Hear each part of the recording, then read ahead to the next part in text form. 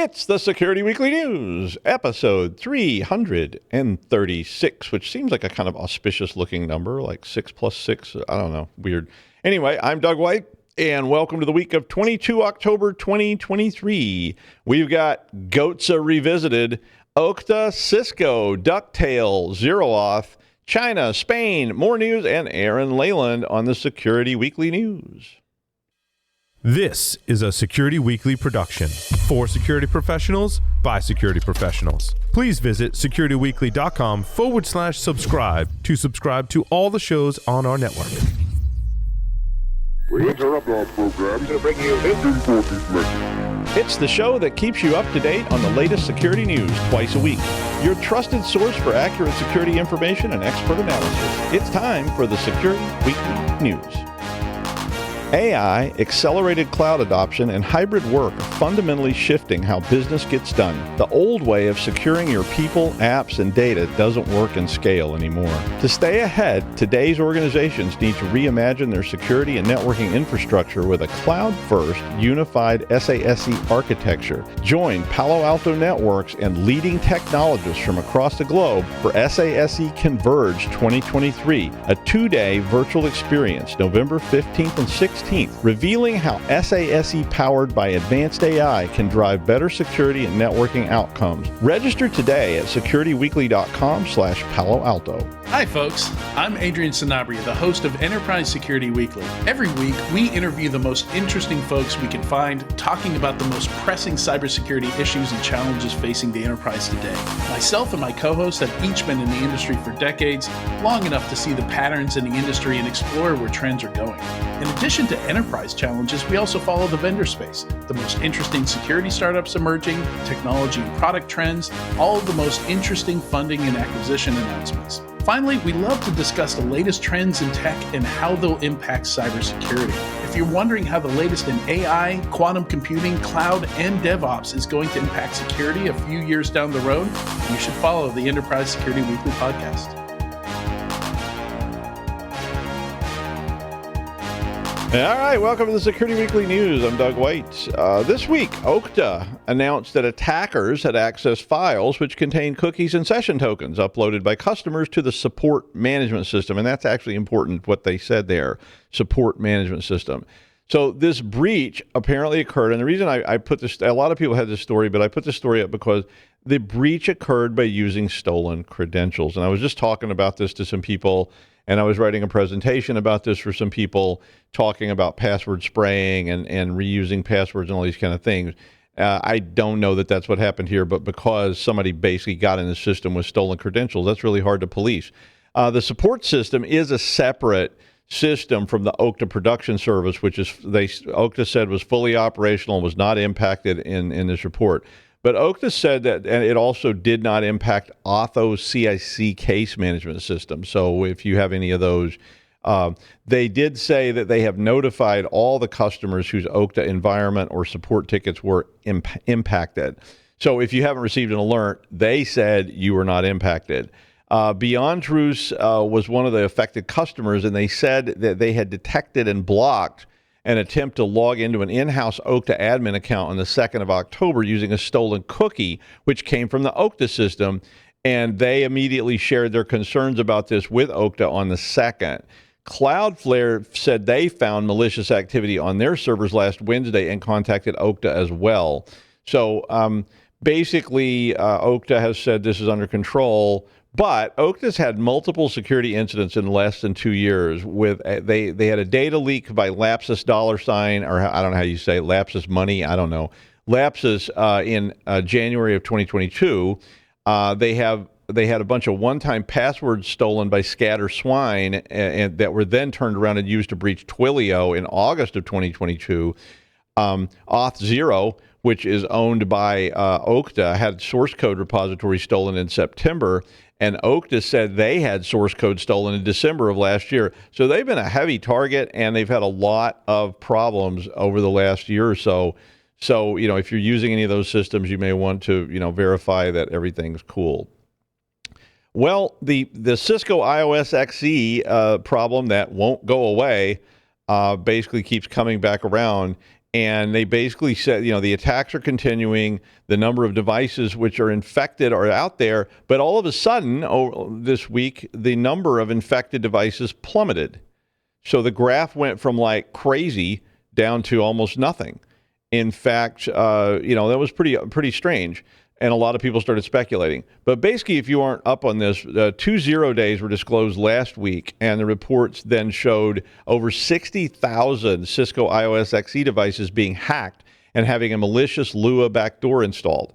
And the Lua implant allows the attacker, of course, to remotely execute commands at privilege level 15, which is how Cisco says root, which is bad.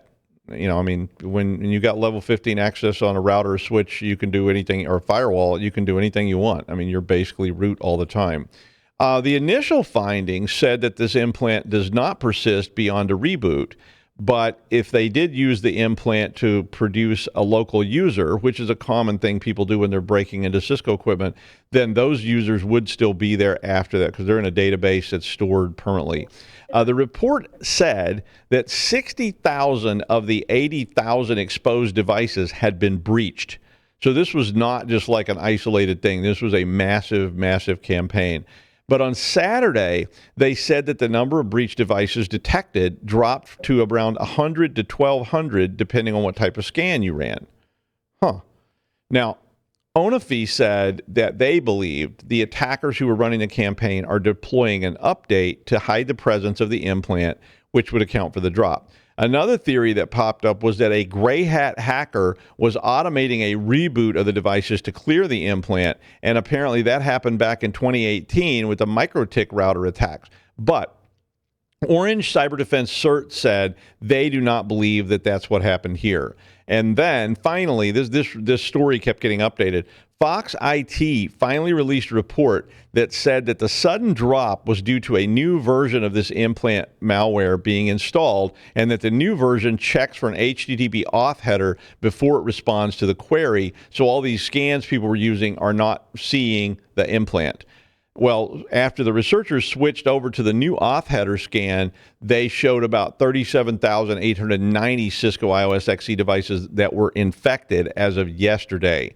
So if you have a Cisco iOS XE device and that device has got outward facing or even inward facing to your employees with its management interface, you definitely need to be checking this thing out because they did go after, it looks like, everything, and it looks like there's still a lot of them infected. So be careful. Now, Cisco has released patches for both of these 0 days. So isolate those management interfaces and patch these Cisco iOS XE devices so that you don't get involved in this. And, even if you don't think you're involved, you may want to double check it. An attacker in Vietnam is targeting English language Facebook business accounts in a campaign to target digital marketing firms based in the US, UK, and India. Now, the attacker is using Darkgate malware along with a malware as a service toolkit to install remote access Trojans and other info stealers like Ducktail, Lobshot, and Redline, according to a report from WithSecure. Basically, what they seem to be doing is trying to get account credentials and other personal information so they can use those accounts. And these are business accounts they've been targeting. Now, Vietnam has despite not being mentioned very much in these reports, Vietnam has a very well-established cybercrime ecosystem, but they usually don't get as much notice as the Russian, Chinese, and Iranian groups who tend to be more high-profile. The most prolific of these Vietnamese groups is called Ocean Lotus, and they are primarily a financial and espionage-focused group. The group that's targeting Facebook now was first seen in July of last year using very similar techniques, including Ducktail malware, and they're calling the group Ducktail. But this group steals credentials, and then they use those credentials to hijack the account and run unauthorized ad campaigns on the business site. So if you have a Facebook business site, you may want to double check how your account is accessed and who has access to it, and maybe reset those passwords and use multi-factor authentication. In the United States, the District of Columbia, Puerto Rico, and other territories are states that aren't states. They're, for whatever reason, they're considered territories, and D.C. and Puerto Rico are both very controversial ones because Puerto Rico has often tried to achieve statehood, and so has Washington, D.C., but there's all kinds of political reasons that hasn't happened. We won't get into that. But Washington, D.C. is a famous district in the United States, which is where the White House is, and all the seat of U.S. federal government is located in that district. The District of Columbia Board of Elections announced on Friday that its full voter roll may have been accessed due to a data breach at a third-party service provider. The initial incident was disclosed on the 6th of October, and at that point, they said the attacker had accessed 600,000 lines of U.S. voter data after breaching a company called DataNet, which is the web hosting service provider for the D.C. Election Board. But an update on Friday said that the attackers may have accessed the information of all registered voters. And I don't know what that means. They didn't say how many, or did that mean everybody in the U.S., which I doubt, or it was just everyone who was registered in the District of Columbia. Now, that voter information includes pretty much everything about the person. I mean, that's your name, your phone number, your address, emails, all kinds of other information. They said they still can't determine if the entire roll was accessed and may never determine that. But Ransomed VC Group claimed responsibility for this, and they said they were planning to sell all this data to the highest bidder, I guess, on the dark web. The Board of Elections said they were contacting all registered voters who are affected by this to inform them of the incident. So if you are registered to vote in the District of Columbia, you may get a notification. A flaw in the implementation of the open authorization or OAuth standard may have allowed an attacker to take over hundreds of millions of user accounts on dozens of popular websites, allowing for credential theft, financial fraud, and all sorts of other threats. Salt Labs found a critical API misconfiguration on 3 sites that they reported: Grammarly, Video or Video, I don't know how you say that, and Bukalapak. And if you aren't sure what those are, Grammarly is an AI grammar reviewer that's very nice. I like it a lot. Video is an online streaming service, and Bukalapak is an Indonesian e-commerce site. The report was published like this morning, and ZeroAuth is a standard, or OAuth, people say it different ways, that allows cross-platform authentication, which is usually what's being used. When you see those banners that pop up that say, log in with Google, log in with Facebook, log in with whatever. And this is, of course, a back-end tool that's used to perform authentications on this. So similar flaws had been found previously of the same type in Booking.com and Expo, both by Salt. The flaw was called a pass-a-token flaw, which basically means that the attacker gets the token that authenticates you, and then they can reuse that from a third-party site, which would allow the attacker then to use your token to log into your account that you were using Facebook or whatever to log into.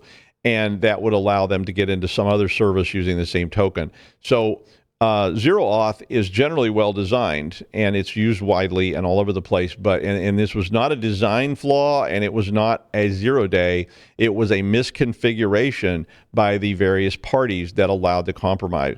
So if you're using ZeroAuth, you may want to review how you're using it and how you've got it set up. Or if you're using this tool to log into various things, you might want to consider that carefully, because it can be compromised unless that site has set this up correctly. I don't personally like those things because they don't usually have multi-factor involved, and they seem to just automate this cross-site kind of thing too much. So, if my Google is logging into things, that I go to, like Grammarly, I don't have much control over that, and I just can't get that much trust behind people like Meta and so forth.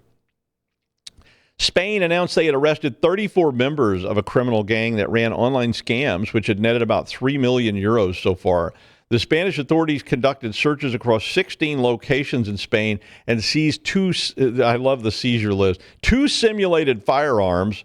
I guess that means a ghost gun. I'm like, or is it like a drawing of a pistol or something? I mean, what is a simulated firearm? Or maybe it's like, a fake weapon. I'm not sure. They got a katana sword.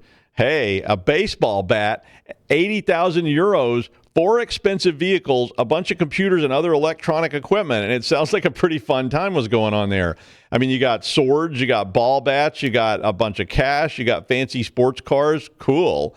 I mean, you're in a party house when there's a katana sword and 80,000 euros. I mean, which sounds like hanging out with Paul in Vegas, but what happens in Vegas stays in Vegas.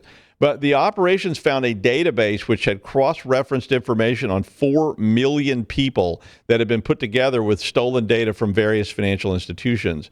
The scams, which were sent out via email, SMS, and phone calls, were all masquerading as banks or electricity supply companies and were defrauding victims with all kinds of very classic scams, like the one they mentioned was called the Son in Distress. And this is a really old scam where somebody calls your parents or your grandparents and they say, hey, Doug got arrested. Of course, my parents and grandparents are like, oh, okay, what else is new?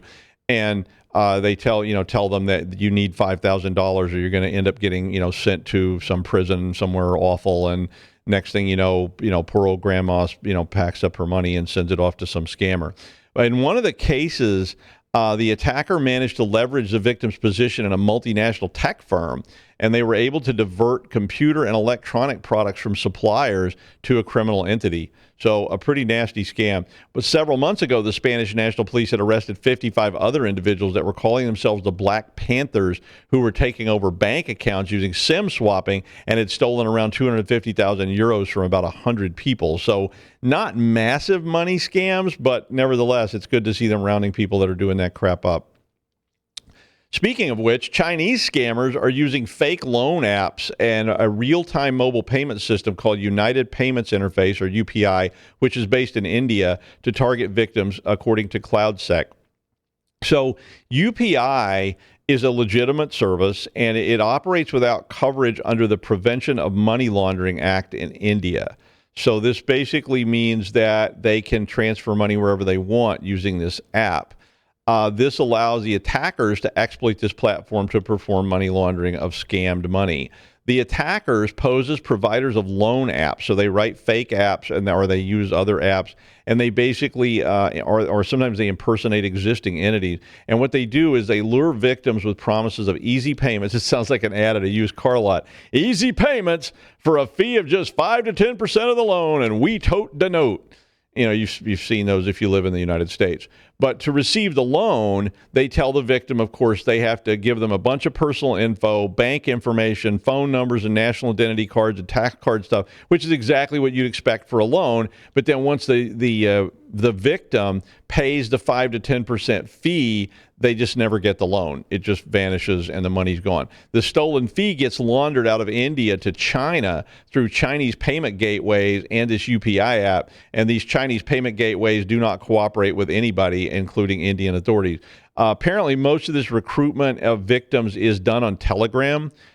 55 of these apps were found in use on Android and 22 Chinese gateways. And over the course of 2 months, they said about $44,000 was laundered through the system, which is, again, not a huge amount of money. So this is probably a small-time scam, but they are, maybe they're testing it or whatever. CloudSec advised that UPI service providers need to implement additional security measures. So, whatever that means. Well, the highway's alive tonight, but nobody's kidding nobody about where it goes. And he's sitting down there in the campfire light with the ghost of old Tom Joad. And he is Aaran Leyland, and that is a lyric from the boss, as promised. Amazing. I'm glad you remembered. Very, very good. And by the way, Grammarly, maybe I need Grammarly to speak, is a lifesaver. I absolutely love it. But it is actually, I think, a worry on a lot of corporate sort of estates that the information is leaving and going to Grammarly, and it might be sort of intellectual property and stuff like that. So had that thought myself, but I don't care if they see mine. But if you've got secret, sensitive stuff and Grammarly is grabbing it and uploading it to the cloud and downloading it and whatever, so it definitely could. I don't know that it's a threat, and I do love Grammarly. I use it all the time. Makes me sound smart sometimes. Sometimes. You and me both, and it's very hard to make me sound smart sometimes. Okay, right. The story which inspired today's commentary is Microsoft opens early access to AI Assistant for InfoSec Security Copilot. So what I'm going to do is I'm going to talk a little bit on Security Copilot, and then I'm going to talk a lot more on Copilot itself, just so people have an idea of what's going on with Copilot. So for us cybersecurity professionals, Microsoft's opening up, as I said, the early access program for its flagship cybersecurity AI product, which marks the inevitable folding of Copilot into its InfoSec suite. So what we'll talk about in a minute is Copilot's going into just about everything.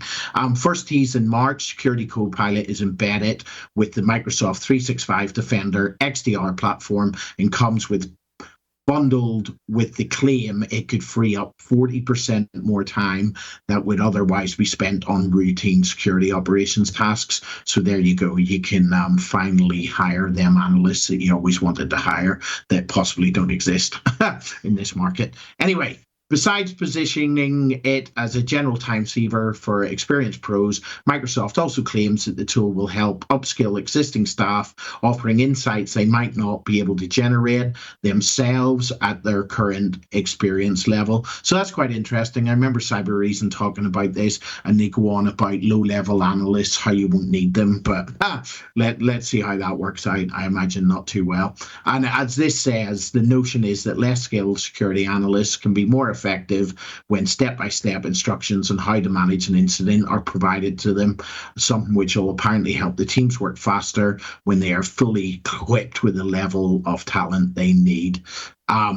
They're effectively saying that Security Pilot can effectively saying, upskill a security team regardless of its experience, which is a massive statement in my books. The link to that can be found in the show notes. It goes on and there's a bit more information in that. Interesting, definitely interesting. So I've pulled together everything that I could find on Copilot.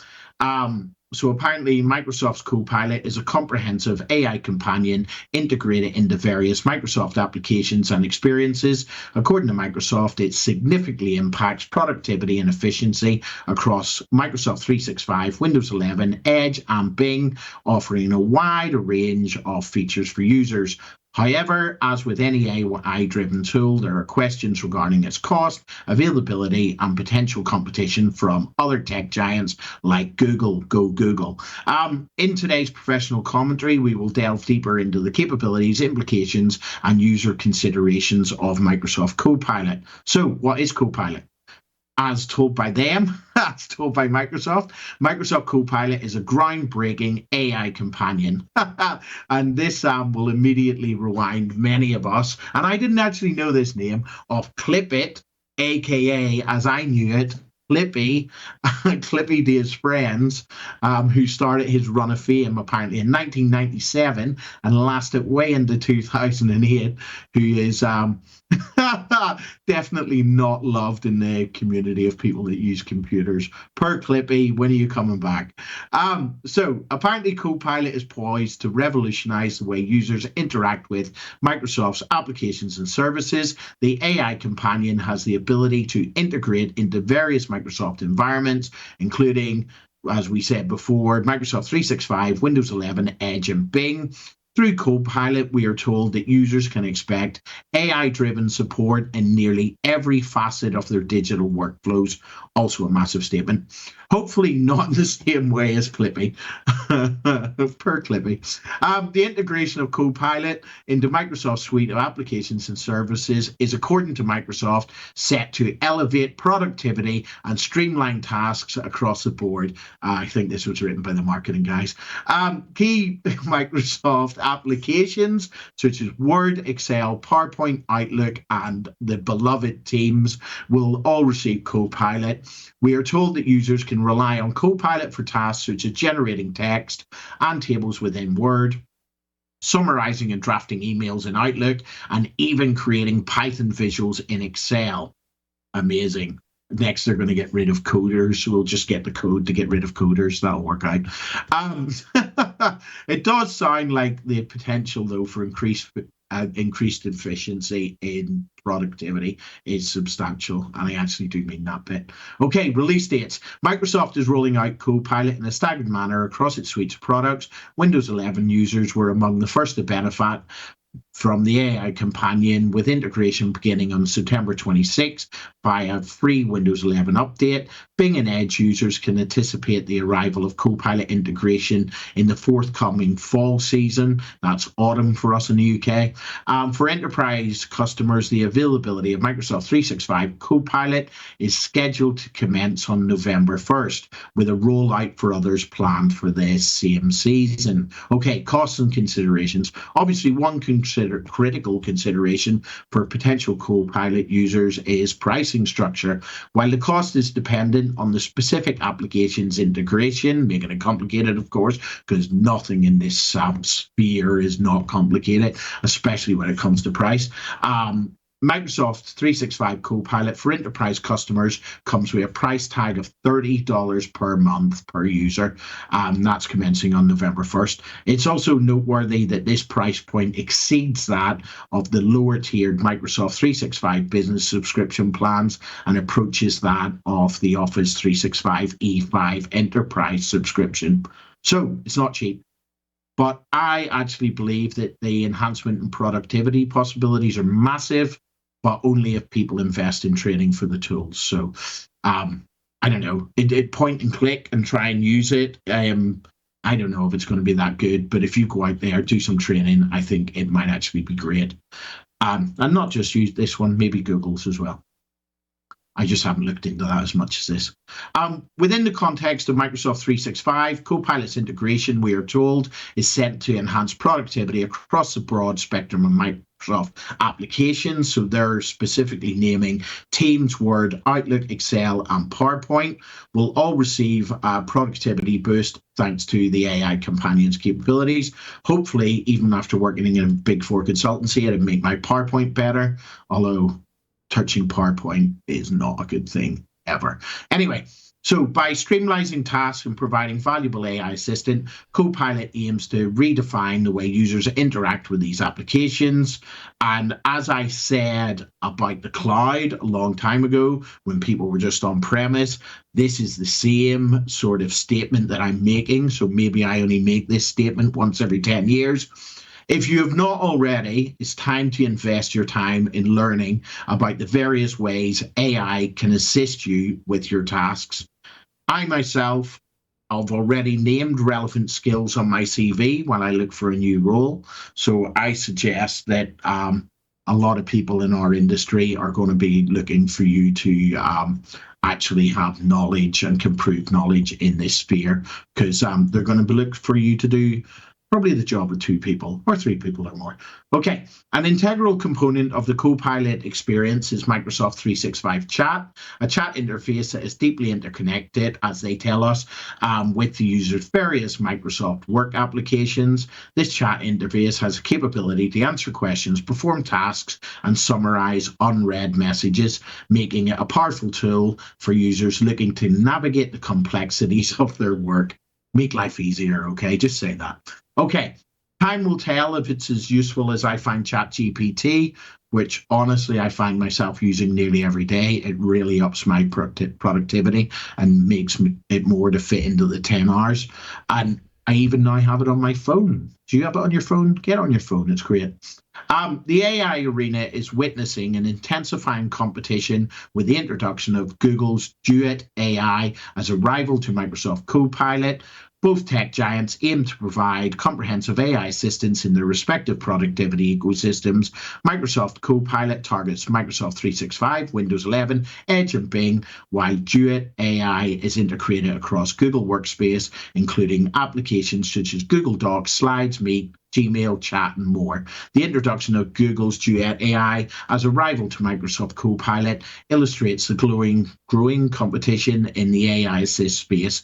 Both companies are aiming to provide comprehensive AI assistance in their respective productivity ecosystems. So I'm telling you, Organizations should now assess the suitability, cost, and integration capabilities of these AI assistants for their specific needs. It is definitely evident that AI companions like Copilot have the potential to transform the way we work, offering increased efficiency and support in various Microsoft applications. However, warning, users should carefully evaluate the cost implications, especially for enterprise customers, and consider the potential for overlap with other existing Microsoft tools. Nobody is making this easy to integrate and know the costs.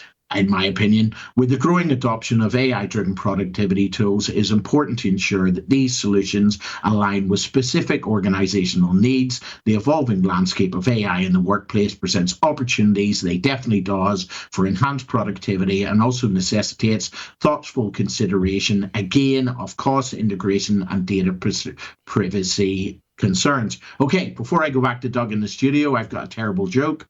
Why did Clippy from Microsoft become a cybersecurity expert?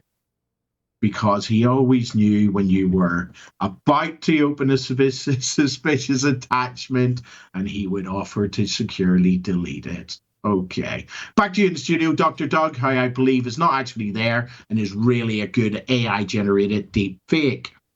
I hope so. I feel usually most days that I'm a generated deep fake anyway, so... And I'm afraid of Clippy. I think Clippy will be the face of our coming AI overlords. It'll just be like, hi, back into the mines now. Can I help you with that? Yeah, exactly. Thank you, Aaron. And finally, remember the term Goatse? Don't Google it. Getting Goatse, it could be a verb. Lemon party, remember all this stuff? Before you got Rickrolled, you got Goatse, yeah, that kind of stuff. Well, the developer of a game called SQ Word, which is a 5x5 grid spelling game, and it was written by Josh Simmons.